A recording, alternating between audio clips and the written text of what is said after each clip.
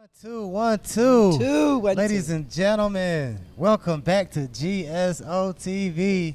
We are here We are downtown, here. Downtown Greensboro, North Carolina. I am JG, the My GSO hometown. General, and we have a special guest with us today. And we're going to be interviewing her, before we ask her who she is or what she does. Let me just say that I go back a ways A long way. with this woman here. Yes, we do. We met through doing sound events, I do believe. With my teen club. Yes, Exactly. Yes, with the Teen Club. Shout out to Club your 550. daughter, Club 550 back in the day. Shout out to DJ Sweet Tea. DJ Sweet Tea, who that's did right. a lot of events and things for. Mhm. She is very well connected. She is very well respected. She does a lot of things out here in the community. And here at GSO TV, we like to provide a platform for people who are involved in a lot of things that go on in the community, in the area. And I said, we got to get Miss Portia Shipman on the show so she can tell us who she is and what she does, because she's very important. Oh, thank you. Like I said, she's well connected, well respected. She is a businesswoman. Businesswoman. She is an entrepreneur. Entrepreneur too. She is an activist. Activist. Yes. So she wears many hats, and Many hats. she's just overall Mother, grandmother, a mother, a grandmother, friend, and all overall that. just a wonderful, positive person. Oh. So Okay. enough of me talking about you. Okay. Tell the people who you are and what you do. Well, I thought the interview was over because you said a good job. I thought we was finished. Oh, no, we just getting But I started. guess I added a couple more pieces to it. Yes, please do. I've been an advocate for domestic violence for the last 13 years due to Cherie Jackson, who lost her life in 2008. She lost her life in 2006. 2008, they found her remains, and that's when I started the organization, because I know we needed to do more about how the city and how people recognize and look at domestic violence in our city, because it was tragic. And what really got me involved with that this cause of domestic violence is because the person who killed Cherie only received 13 years. And that right there startled me. I'm like, how do a person's life comes down to just being 13 years? And I wanted to let people know about the red flags of domestic violence. Yes. I wanted people to say families, talk to families, don't just dismiss somebody because they're going through domestic violence and they went back to that person over and over again. I wanted people to understand the importance of loving somebody who was going through domestic violence. Yes, absolutely. And like you said, that is a major topic in our community, and one that should be discussed, and one that is oftentimes overlooked. But it is a major issue that's going on in a lot of households. So tell us, about some of the red flags, saying that we can see it. I mean, domestic violence. I know we don't have a whole lot of time, but I do think it's important that if to knowing the red flags of domestic violence could help you and stop you from getting involved in a complete relationship, is when you start up in a relationship and all of a sudden he ready to marry you. You ain't nobody that good. I know you special, but if he say, "Oh, but I want to marry you," watch out. Or if she does, if they start controlling the time where you been, they want to know where you been and who you talk to, and they do it funnily, like it's just a joke, like, hey, I just want to know where you been. Nobody needs to know everything about you, especially where you go. You're a grown person. You're a responsible person. Nobody should know that. And when they start looking at the things that they used to like about you, which is your hair, the way you wear your nails, the things that you did that made you look good and made you feel good, they start telling you about those things and saying, those things don't make you look good. I'd rather have you looking this way. So when a person actually starts controlling your life, those are some of the red flags that you need to look out for. So it's a lot about control. It's always about control. That's what domestic violence is. It's a part of a person wanting to control someone else's life. And when you find yourself in a relationship that is a controlling relationship, please get out of that relationship, because it's going to be a tragic situation and it's going to be hard to get out. Cherie only was in her relationship for 8 months. Oh, wow. And in the 5th month of her being in her relationship, she was trying to get out of her relationship. So she gave the person many times chances to make himself better. And he used to beat her. And things I found out about Cherie after I started the organization was totally shocking, because you would have never seen that from her, because she stood strong. You know, she was vibrant, she was beautiful. I mean, who would allow someone to control them? Anybody is subject. So, but he would beat her, he would shame her in public, he would always put her down, and we could always see Cherie wearing shades at night, wearing ties around her neck when it was like 80 degrees outside. So she was hiding the marks of domestic violence. So I tell people a lot of times, show them damn marks. Don't be afraid to show what someone is doing to you, because at the end of the day, you're saving your own self. That person is trying to take away what he's doing or what she's doing to you. It's best for you to say and stand up and in your power and say, hey, this is what he did, this is what she did. So show your marks. Don't quieten yourself. But if you can't do that, then it's our responsibility. It's our responsibility, James, to help the victims who can't help themselves. And that's what the Cherie Jackson Foundation has done for its 13 years, is show people that it's your responsibility to help the victim that can't help themselves. You can't blame the victim anymore. Right. That's awesome. That's awesome. So, if there might be someone watching that may be in a similar type of situation, or might know someone in a situation, where can people go to talk to people, other people? Is there an organization or something, or a hotline that people can reach out to if they're having domestic violence issues? Yes, thank you, because that gives them information. There are several places in the city of Greensboro that you can get information from. Of course, the Cherie Jackson Foundation has this helpline, which is 336-510-9292, where you can actually get resources. But you can also go to the Family Justice Center. There's two in the county of Guilford.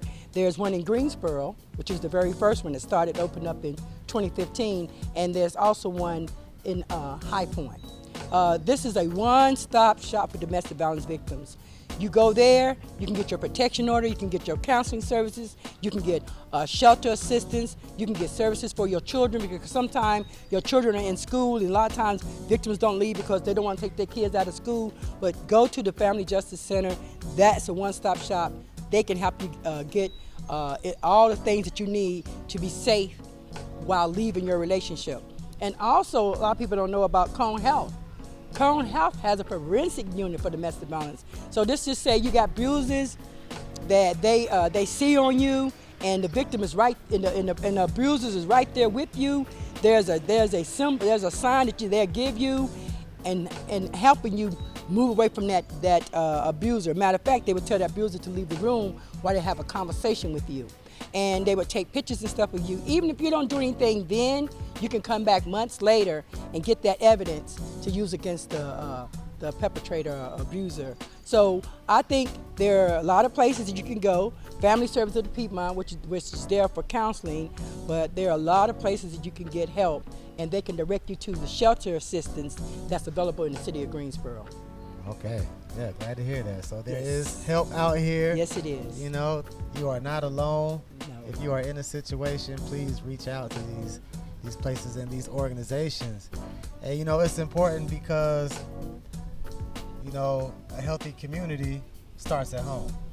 Right. You know, so we gotta have healthy homes if we're going to have a healthy community. And we're going to have healthy children. And healthy children. Because that's where it starts. Kids mimic what they see in their household. Oh yeah. And a lot of times there's child abuse that happens in the household, and that is because of domestic violence in the household. Right. There are then people those victims become victims or perpetrators themselves. We linked mass murders to domestic violence. Mass murderers are people who are actually from domestic violence households. So now people who are killing people, killing 7, 10 people, 20 people, are victims of households of domestic violence. So until we change the stigma of domestic violence, where they say, you know, when a woman needs mental help, or the abuser needs mental help, and they feel like they can't get this done, and perpetrate the situation over and over again, especially in the black community, now is the time to say, hey, I have a mental situation. I do not know how to control it. I need help because I'm hurting someone. I'm going to lose my children if I don't get help. A lot of times abusers can get help and return back to society. I use this example because I always talk about our sheriff. Our sheriff, Danny Rogers, close friend of mine, I love him. First African-American sheriff in the county, woo, woo, woo. But he is also was an abuser of domestic violence. He got the necessary help. He was younger, much younger then, but it was tragic. You know, it was especially to the people who were dealing with it. And it's not to override that because he's sheriff, but he had trouble in relationships. He got the necessary help. He's now a better person because of that, and now he's able to actually serve and protect women who are actually going through it. So, you know, heads up to abusers who go out, get help to remain in the family, to remain into the homes, to actually be able to raise their children, their men, their boys to be better and stronger men. You know, I love those stories as well. Abuser stories, success stories happen, but they don't happen enough. They don't happen enough because a lot of times abusers feel like, hey, if I can't have you, nobody can have you. And then you got the murder-suicide situation. Right. And in North Carolina, the murder-suicide has, since COVID-19 in 2020, has tripled. So not only are you killing you're killing the victim, you're killing families, but you're also killing yourself. So who suffers? The families after. Exactly. The families, the children, the families suffer after. So, you know, domestic violence is a serious situation. I'm glad that I'm an advocate for it. I love that I'm able to do something to help save someone's life. And, you know, like I said, there are other services out there, and get help. If you're going through it, get help. Right now, if you feel like you're going through it and you got a way to escape, go, leave, because it's never a nice time. People be like, when I start making more money or when I can get enough money to move, I'll move. Sometimes that doesn't happen. It's too late. Right. Get help. Get help. Right now. Yeah. Right now. Yeah. So, like I said, I know you're involved in a lot of things. Yes, sir. I know you wear several hats.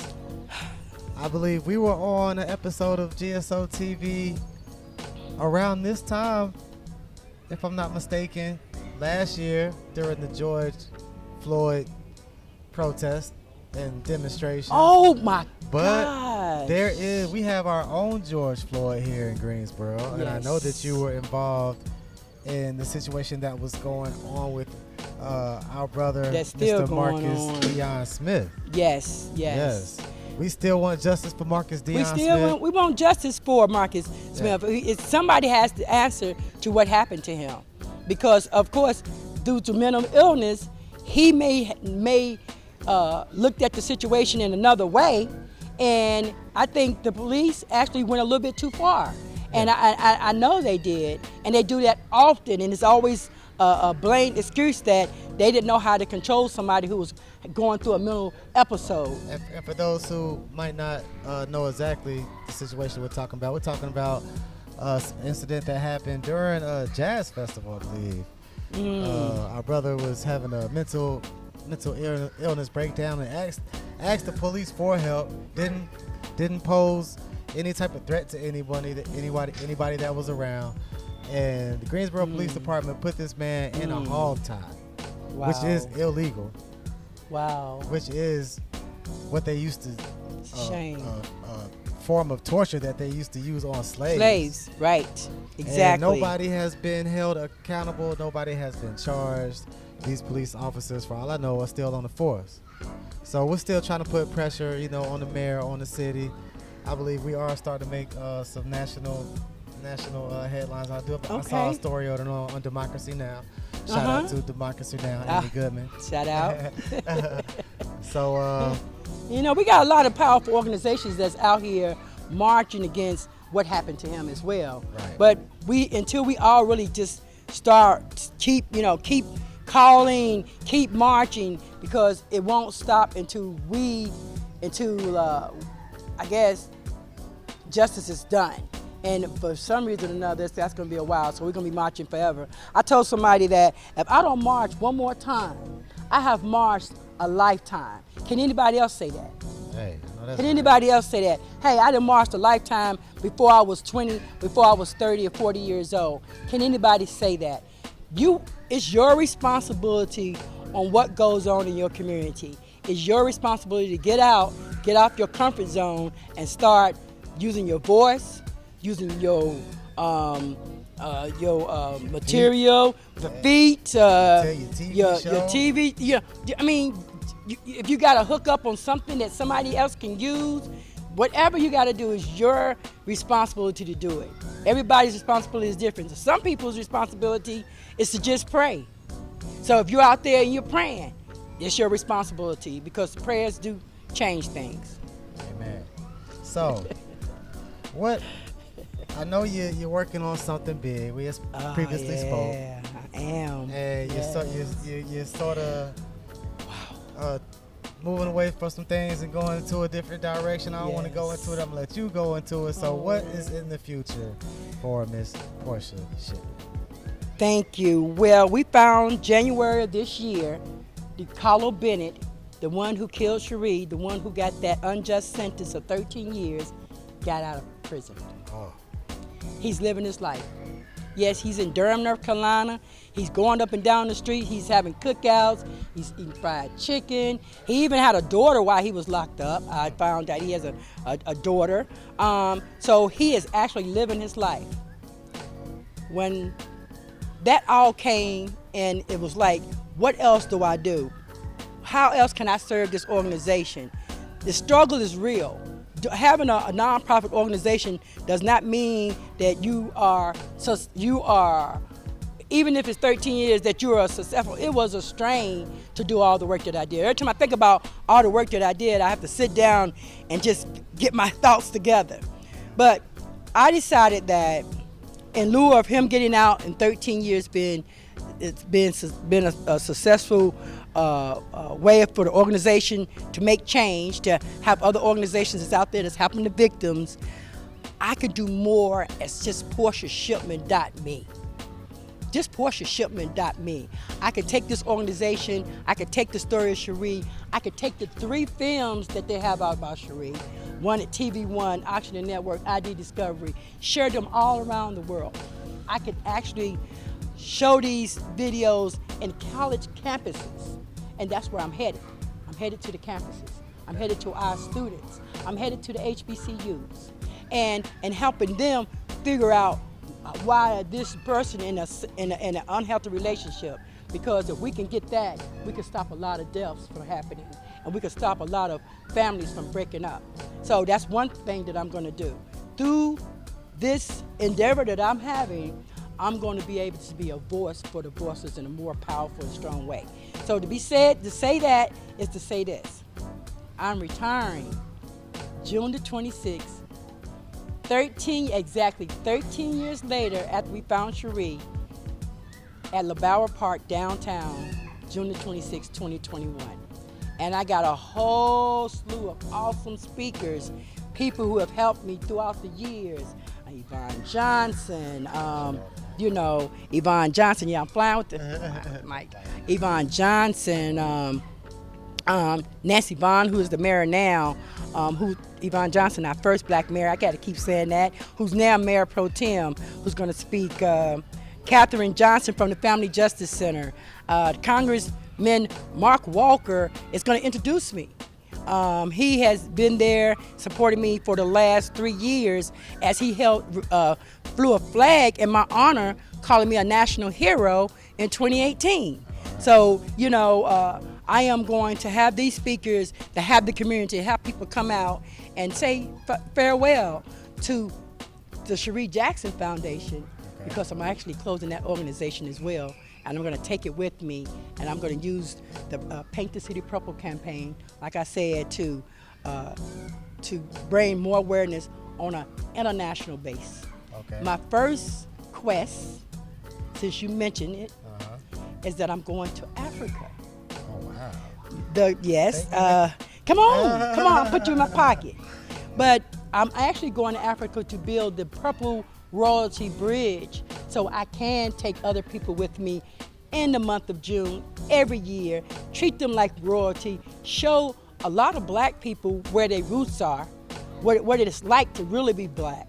Because a lot of times we think being American, African American, is what it is being black. Actually, it's going back to the home front and seeing where our ancestors came from. Because our ancestors control what's going on today. And we'll actually learn how to pray to our ancestors. So it's a spiritual journey as well.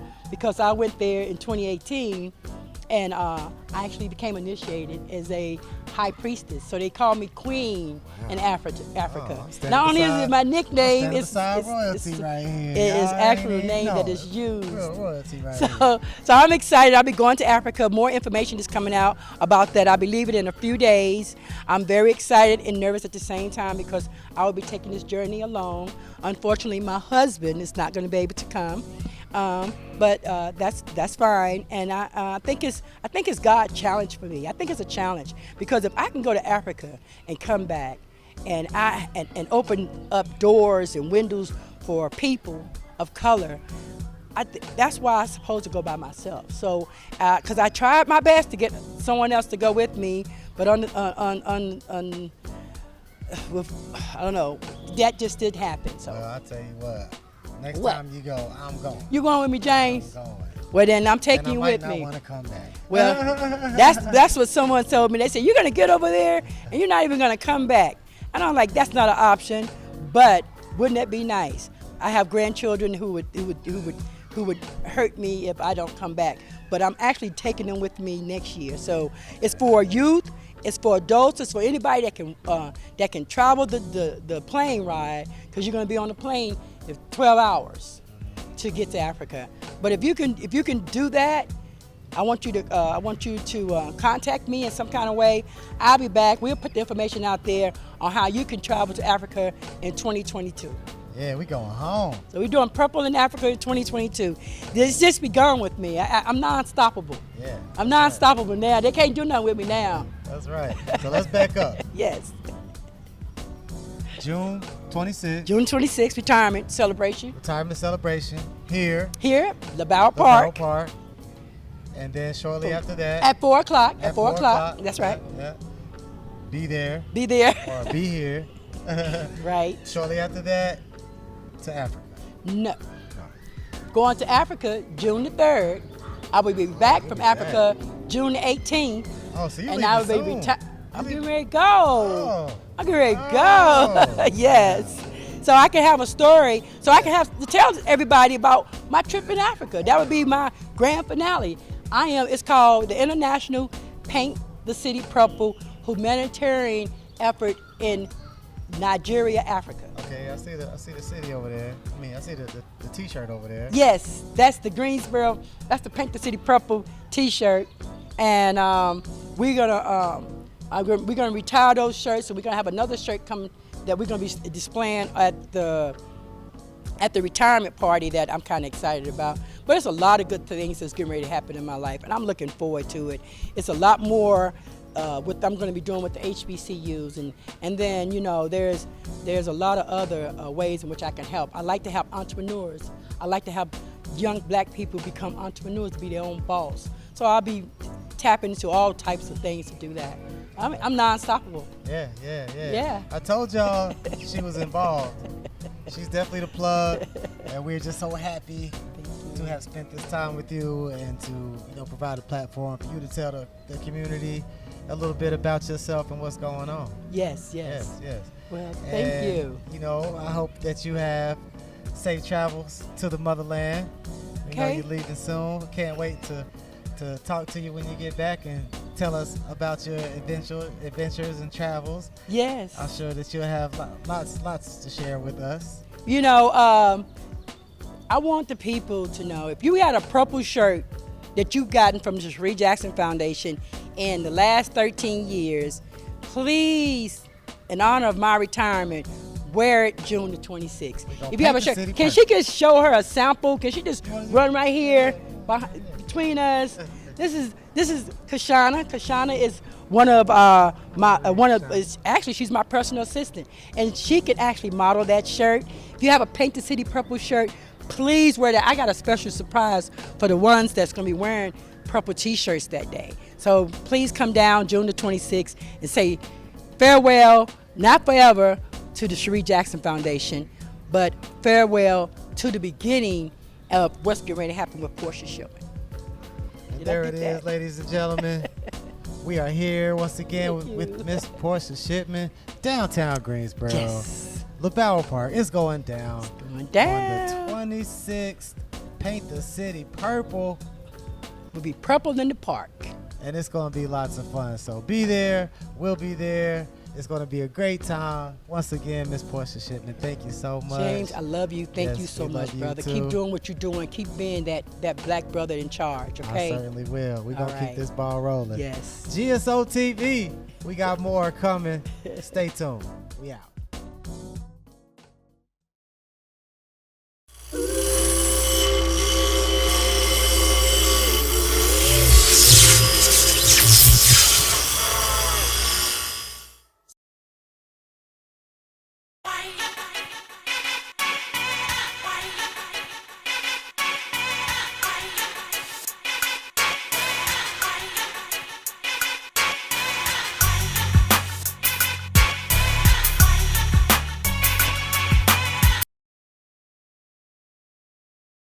Right here, back live at GsoTv, man. I go by the name of DJ Rio, man. It's definitely been a heck of a show today.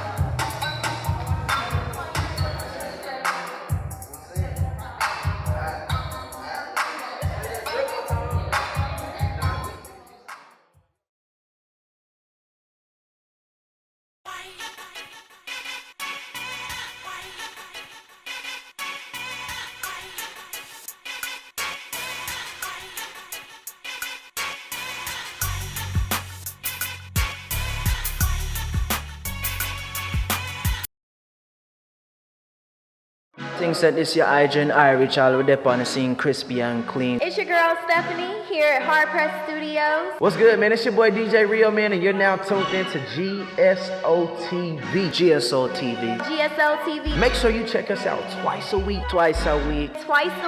2 days a week. Saturdays at 5 and Tuesdays at 10. You don't know how the things that are already out there. Make sure you tell a friend to tune in.